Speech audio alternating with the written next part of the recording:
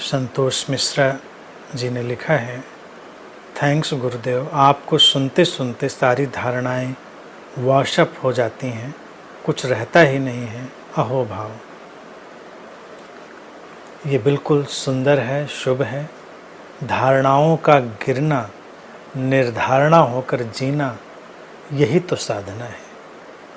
ये घट रहा है तो इसके लिए अस्तित्व के प्रति अनुग्रहित रहो। जब ओढ़ी हुई धारणाएं जाएंगी तो जो वास्तविक है वो उभरेगा, और उस वास्तविक का उभरना अपने आप में ही दिव्य है, अनूठा है। व्यक्ति अपनी धारणाओं के कारण पीड़ित होता रहा है। धारणाएं अच्छी हों या बुरी, वो हमको जकड़ लेती हैं जंजीरों की तरह। धारणाओं के बारे में बस एक बात सीखनी है कि उनकी भी एक उपयोगिता होती है। उपयोगिता खत्म हो जाए, उसको छोड़ देना पड़ता है।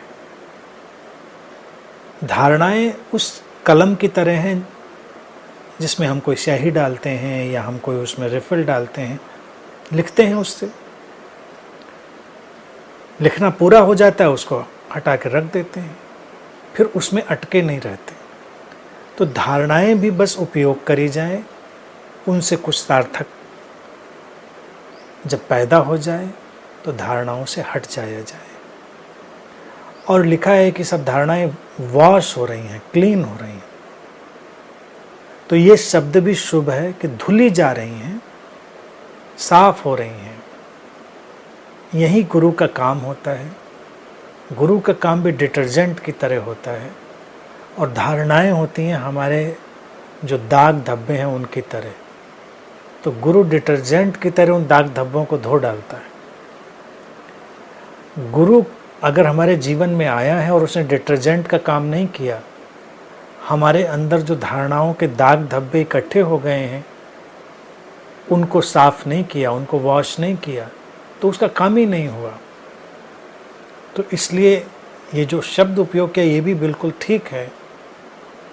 गुरु जीवन में घटेगा तो वो बिल्कुल साबुन की तरह सब धो डालेगा, और फिर तुम स्वच्छ, निर्मल, तरोताज़ा, फिर से नए सिरे से जीवंत अपने जीवन को जीने में सक्षम हो जाओगे। ये जो ताजगी है जो हमारे अंदर छुपी है, उसको ही उभारना सारी आध्यात्मिक प्रक्रिया है। तो वो घट रहा है, इसकी मुझे प्रसन्नता है। इसी तरह रास्ते पर चलती रहें और प्रसन्न रहें।